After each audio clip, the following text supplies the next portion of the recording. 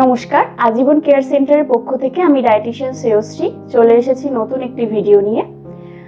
Seed cycle হলো একটি প্রাকৃতিক পদ্ধতি যা প্রধানত মেয়েদের হরমোনাল ব্যালেন্স ঠিক রাখতে সাহায্য করে। এই পদ্ধতিতে বিভিন্ন ধরনের বীজ মেনস্ট্রুয়াল সাইকেলের বিভিন্ন সময় আমরা খেতে পারি।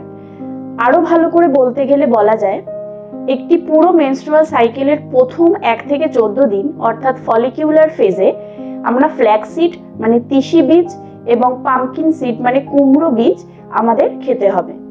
পরবর্তী ফেজ অর্থাৎ সেকেন্ড ফেজ 15 থেকে 28 দিন, যেটি লুটিয়াল ফেজ নামে পরিচিত, সেই ফেজে আমরা সানফ্লাওয়ার সিড মানে সূর্যমুখীর বীজ এবং সিসেম সিড মানে তিল বীজ খেতে হবে।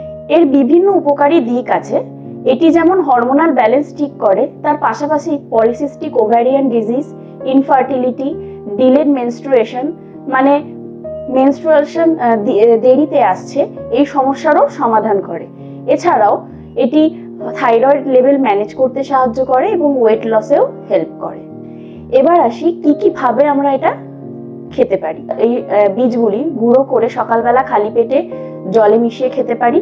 এছাড়াও বিভিন্ন খাবারে অ্যাড করতে পারি, স্যালাডে দিতে পারি বা দইয়েতে দইয়ের মধ্যে অ্যাড করে আমরা এগুলি খেতে পারি।